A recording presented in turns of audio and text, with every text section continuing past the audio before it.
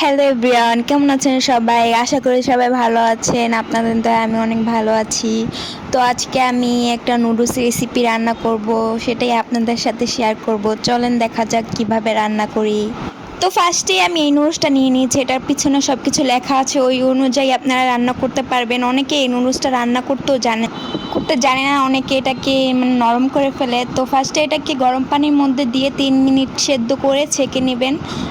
তারপর হচ্ছে আমি চিংড়ি মাছ দিয়ে রান্না করব। চিংড়ি মাছটা ভেজে নিচ্ছি, ভেজে আলাদাভাবে উঠিয়ে নিব। এটা একটু ভাজা, মানে এটাই ফাইনাল ভাজা আর কি। এটাকে ভালো করে ভেজে উঠিয়ে নিব। তারপর আমি এই তেলের মধ্যে আর কি পেঁয়াজগুলো দিয়ে দিব, পেঁয়াজ আর কাঁচামরিচগুলো দিয়ে ভালো করে নেড়ে নিব। আপনারা কিভাবে রান্না করেন, এভাবে কি রান্না করেন নাকি আমাকে জানাবেন। আমি এভাবেই রান্না করি। তারপর এগুলো ভালো করে তেলের মধ্যে ভাজা ভাজা করে এটার মধ্যে আমি ডিমটা দিয়ে দিব। মশলা দিব না, আগে আগে ডিমটা দিব, তাহলে আর কি ডিমটা লবণ কাটা হবে না। ডিমটা দিয়ে ভালো করে ভেজে নিব। ডিমটা আর কি ভালো করে পেঁয়াজের সাথে ভেজে নিলে হয় কি এটা একটু আলাদা রকমের একটু মজা হয় কি। তারপর হচ্ছে আমি ওই যে নুডলসের মশলাটা এখানে অর্ধেক দিয়ে দিব, অর্ধেক দিয়ে নেড়ে তারপর হচ্ছে নুডলসটা দিয়ে দিব।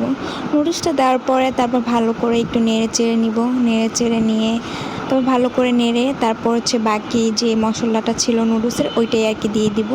দিয়ে তারপর ভালো করে নেড়ে তারপরে আপনারা এটাকে উঠে ফেলতে পারেন। একটু 5 মিনিট রেখে, লো আছে 5 মিনিট রেখে এটাকে নামিয়ে নেবেন। তো এই তো আমার নুডলসের ফাইনাল লুক। কেমন হয়েছে সবাই জানাবেন।